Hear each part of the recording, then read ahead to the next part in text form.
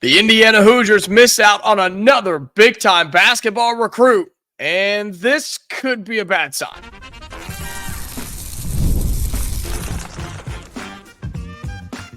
You are Locked On Hoosiers, your daily podcast on the Indiana Hoosiers. Part of the Locked On Podcast Network, your team every day. Welcome in. It is the Locked On Hoosiers podcast. I'm your man, Jacob Goins. I appreciate you being here, making this your first listen each and every day. We are part of the Locked On Podcast Network, which is your team every day. Today's episode of Locked On Hoosiers is brought to you by FanDuel. Place your first $5 bet right now, and you'll get started with $200 in bonus bets guaranteed. Visit FanDuel.com to get started. Well, thank you so much for being here and truly making this your first listen or your first watch every single day.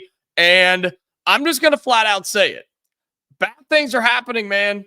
Recruiting's not going well for Indiana basketball. And unfortunately, it's like a lot of you have called and predicted and worried about was going to happen. Talking about that on the show today. We do have good news, I think, on the recruiting side of things for high school basketball, and then recruiting updates for football as well. So keep all that in mind. We'll have that for you later on in the show.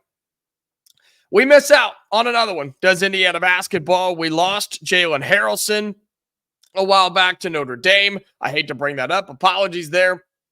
He goes to Notre Dame because that's where all the great basketball recruits go, apparently. And then we shifted our focus here on the show primarily to Eric Reibe, a guy that we have talked so much about, right? One of the best centers in the 2025 class. I think just one of the best overall players in the 2025 class. A guy that Indiana wanted to bring here, wanted to make the next great center and send him off to the NBA and continue the trend that we've had for quite some time. That was the selling point. That was the argument. That was what Indiana put on the table. UConn came in and said, yeah, that's cool and all, but we got rings. And Eric Reibe, as we all basically got the feeling of down the backstretch here, was, yeah, he was going to UConn. And that's exactly what he did yesterday afternoon. So UConn gets another one. They get a big-time recruit, and saw somebody on Twitter the other day, I think it was yesterday, and they said, it's almost like winning championships helps you in recruiting. Wonder if other teams have thought about that. I don't know. We haven't thought about it here in Indiana, apparently, because we're not helping ourselves at all. And we're losing big-time recruiting battles to places like UConn. I will say this. Losing to UConn in recruiting makes me feel just a tiny bit better than losing to Notre Dame in recruiting. There's no excuse to lose to the Fighting Irish in high school basketball recruiting. Give me a break. But losing to UConn, it's like, look, you get it. They have something we don't have. They have multiple things that we don't have. They have rings. They have the recent history. They're the most dominant program in men's college basketball in the last 25 years. Look it up. And they also have a winning head coach. And we don't have that right now. We might. He could get there, but he ain't to Dan Hurley's level, not even close. And so I just have a bad feeling that this is a bad sign. We still have other guys that we're going after. We know that. We know that there are other names that Indiana wants to get in on, and we're going to get to those here coming up in just a little bit. But, man, this is not good. This is a bad trend. And this is something that so many of you, Indiana fans, and even college basketball fans who watch this show, you've been talking about this. And I've seen it. I've heard it. And believe me, I know it's there. I'm trying to get us out of that. I'm trying to will us out of this situation. Not that I have any impact on that, but I try to cover all angles on this show. And it's hard to do that right now. It's hard to not just lean in and say, we are in trouble. And I've told you this about Harrelson, Reibe, Mullins. Now we're getting into Mikel Brown and Ament and all the and Tiller. Like, we're starting to get into these guys now where it's like, all right, they're starting to come off the board. We're starting to run out of players now. We're starting to run out of options here. And if you keep swinging and missing, we're in trouble. And I do want to remind you, because I have to remind myself at times, we have Trent Sisley already. Remember, we have a recruit in the 2025 class. But if you remember what we talked about all summer long, we didn't want this to be another one recruit class. We didn't want this to be another one horse race. That's not cool. That's not good enough, in my opinion, in high school recruiting. And you've got to be better than that. And had a good conversation in the back half of yesterday's show. Be sure you go check that out, where was talking about high school versus portal, right? High school recruiting versus transfer portal recruiting is what I call it. And there's so many people having this discussion right now. And if Indiana just swings and misses on all these other guys on the back half here, then yeah, we're going to turn into the Ole Miss of college basketball, where we just live and die by the transfer portal. This year, we lived by it, and we're probably going to be pretty good because of it. But do you really want to be in a spot where you have to rely on other good players at other programs leaving and then you securing them and you convincing them to come play here? That's a lot of extra work, man. That's a lot of hoping and wishing, and it takes, you know what? I mean, it takes some guts to live like that every single day. It's almost like living paycheck to paycheck. And I know so many of us are in that situation. It's risky, right? And it's scary because one bad thing happens and you're in trouble. And that's my fear with the portal and teams like Indiana that seem to be just, well, whatever. We'll just get them in the portal. We'll be fine. We'll just pay that bill with the next paycheck. Nothing else is going to happen between now and then, right? I don't know, man. Just seems sketchy. And I just think this is a bad sign for what's to come for Indiana in terms of high school recruiting.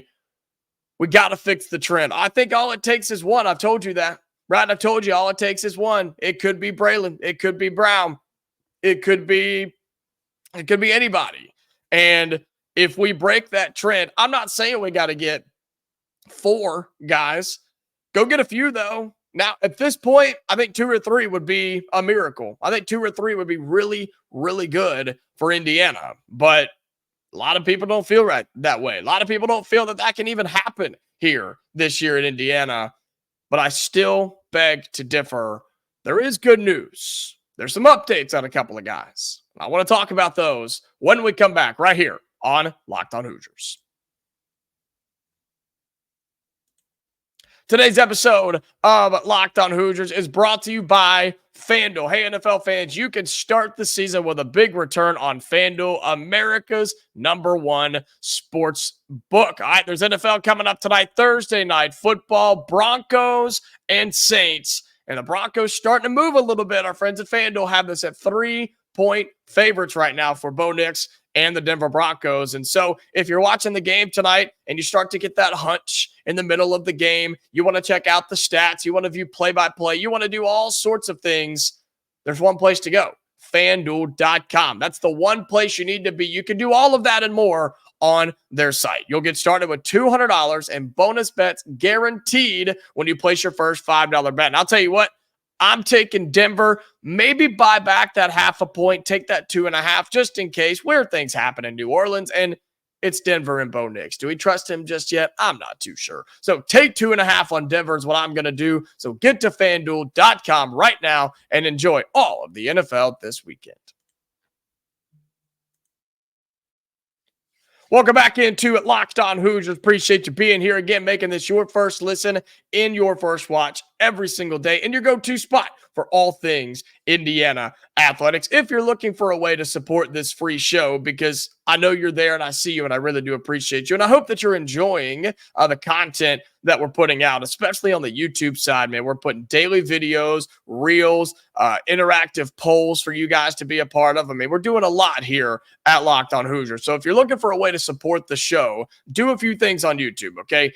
Like the video, first of all. That's the way to get it into the algorithm and all that YouTube mess. Be sure you comment down below, can Indiana revive itself? Can we fix the recruiting problems this year, or are we just waiting for the transfer portal? You tell me down in the YouTube comments. And then the best way that you can help out the show on YouTube is subscribe to the channel. It's right there next to the Locked On Hoosiers logo, just to the right. Click on that. Takes literally 1 second with your thumb. Just click it. And then all you're doing is telling me that you want to see more content, you're enjoying what you see, and that you want to be an everydayer. That's it. That's all it's going to do, but it helps me out a lot. So be sure you do those things. For all my audio listeners, be sure that you follow us on whatever platform you're on, Spotify, Apple, whatever. Doesn't matter. Make sure you follow us there and turn on your notifications so you never miss a new episode of Locked On Hoosiers as well. So while it may be a bad sign, while it may be a bad sign for what is happening in Indiana's high school basketball recruiting with Harrelson and now Reibe, we're still sitting and waiting around. We're less than a week away, right, from the Braylon Mullins recruitment, which I talked more about yesterday. I'll talk more about today. I still think we're in it. I do. I still believe that we're in it. Is UConn the team to beat? Yeah, they are. But somehow the Hoosiers have to get Mullins to understand he could be the guy here. There's going to be a lot of dudes on that UConn team. A lot of dudes. And you know what? They're going to be really, really good. And it's hard to argue with what they're selling. It's hard to argue with Dan Hurley. He's great at what he does. He's a great recruiter. He's a great coach, I should say. And he's just a flat-out winner, man. That's what he does. And I do believe it is UConn to beat with Braylon Mullins. But the good news is I still think we're in it. I don't think it's over like some people say it is. Do we have a lot of ground to make up? Yeah, probably. A lot of ground to make up and not a lot of time to get there. So that's not where you want to be, but it's better than being North Carolina or any of the other programs that wanted it on him who have legitimately zero chance here, okay? Other good news, and this is some quotes from Mikel Brown, who visited with 247 Sports, talking about his visits to Kentucky and to Indiana. He said, again, this is he spoke to 247 Sports. You can go find this. He says, quote about Kentucky, I had a great time. Although it was raining the whole time from the storm, but they have a great coaching staff, great campus, and a great group of guys that I'm looking forward to watching play this year. This is what he said about Indiana. Quote, another historical coaching staff. Coach Mike Woodson, his experiences are beyond measures with the NBA and college experience. He has coached pros. He's produced pros. Coach Roseman, Coach Kenya Hunter, Coach Brian Walsh, Coach Adam Howard, all of those guys and the group of guys they got are going to be really good this year, and I can't wait to watch them play this year. Now, I tend not to dive too deep into player quotes after their visit with places, but the fact that he went through and named all of the coaches individually for Indiana and talked about how they impacted him and the fact that they obviously impacted him if he's naming them by name, that means something.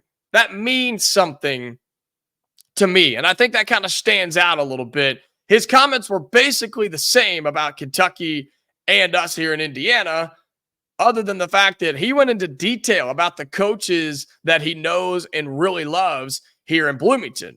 That's a good sign. That's a great sign, Hoosiers fans, for Mikel Brown Jr., who is still one of the best overall players in the entire country. He's ranked the second-ranked point guard, first, third, depending on where you look. I think he's the best point guard in America and is a top 10 player in all of college basketball. He's just that good. 6'3", 165, plays the point guard down from Daytona, Florida, a guy that Indiana desperately could use for the future, right? And look, that's tough. That's tough to sell to a high school recruit because we talked about this on yesterday's show as well. Indiana brought in some guards that are going to be here for a couple of years. You have to sell that to Mikel Brown and say, you're going to come in, you're going to learn from them, and 2 years in, then you'll be the guy. But you're going to be so experienced and you're going to be so dangerous and so good that nobody wants to touch you.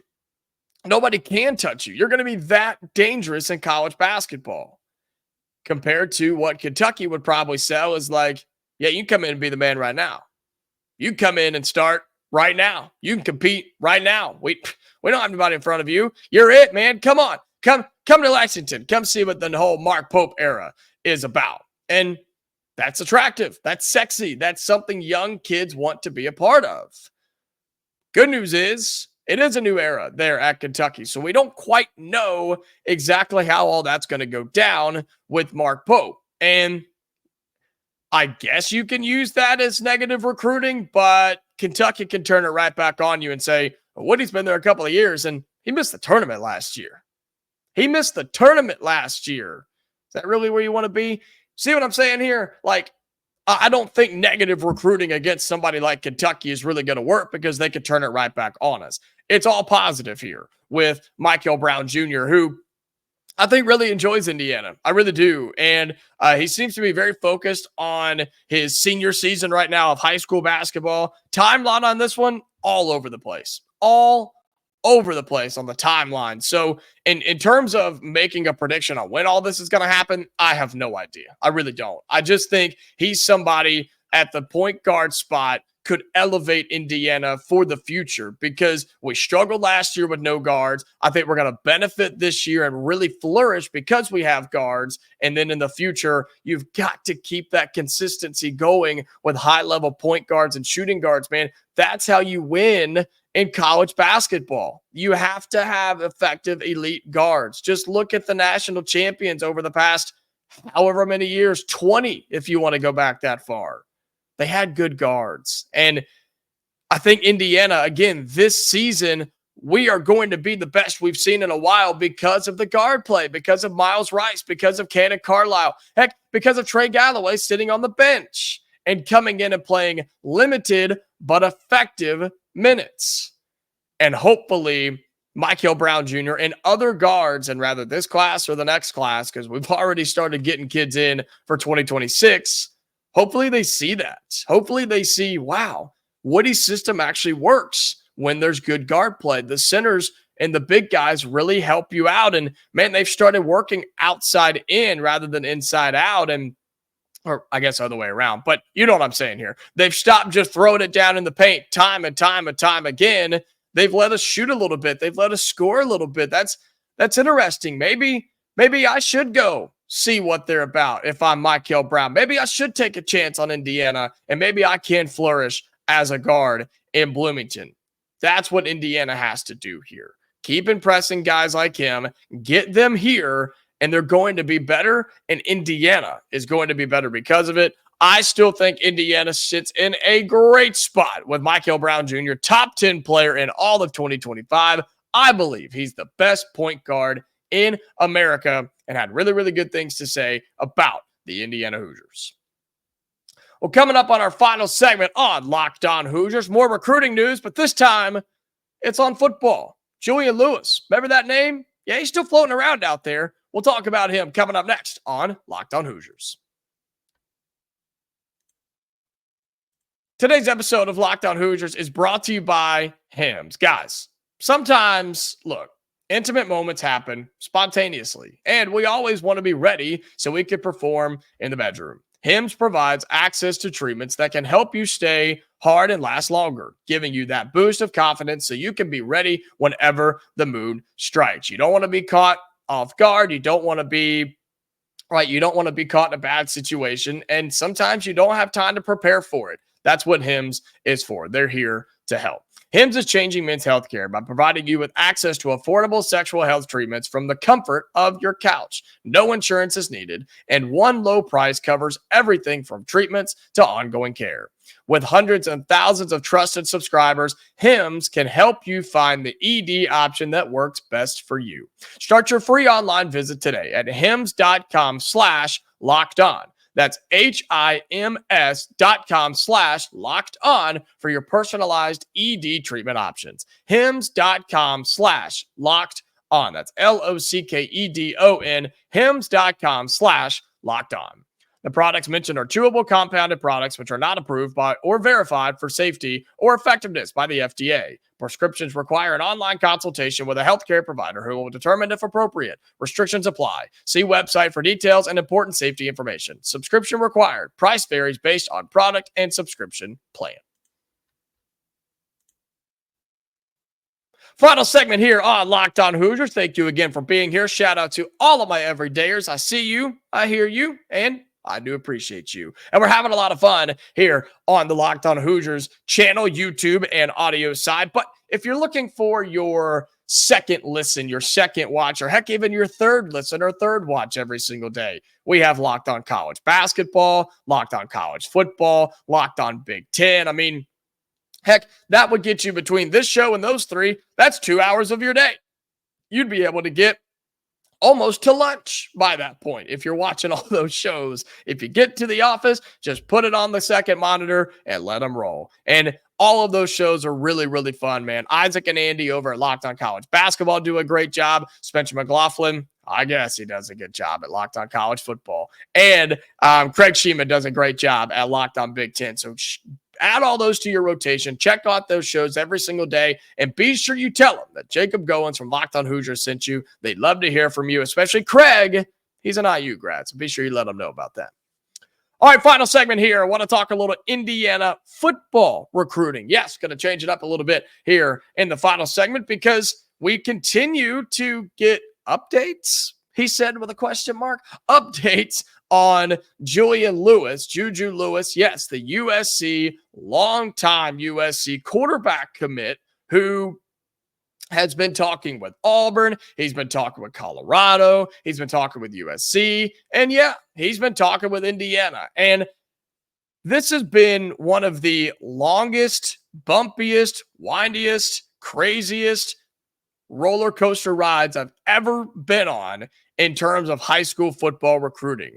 He's been committed to USC forever. But so many people in the recruiting world, in the media, in other programs, they were like, yeah, that recruitment or that commitment doesn't mean anything because he's talking to everybody that's willing to listen. And Indiana was one of those. And a while back, really over the summer, it seemed to be down to Auburn and Colorado. It seemed like USC wasn't going to, I guess, grant his commitment or fulfill his commitment. Maybe that's a better way to say it. He wasn't going to fulfill his commitment.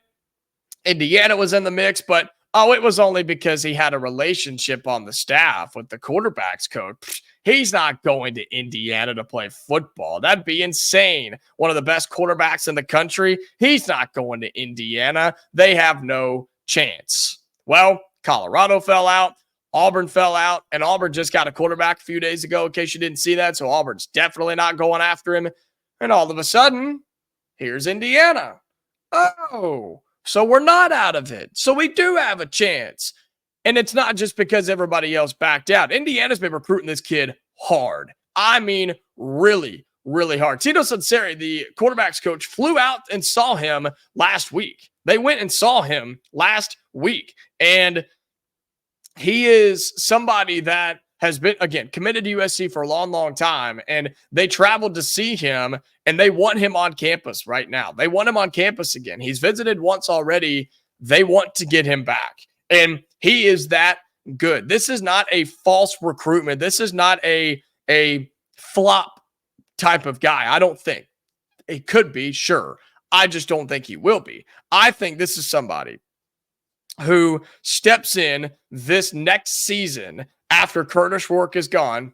I know, hate to say it, but you go get somebody like this, and he continues to help you bring in other high school recruits, other offensive linemen, other receivers, other running backs. Heck, you'll get defensive guys who want to come play just because they know how good he's going to be. And we've seen what Indiana's football offense can do with Curtis Rourke, who's a seasoned veteran. He just makes the thing go. Not overly crazy exciting, but man, just efficient as everything and a really, really good player.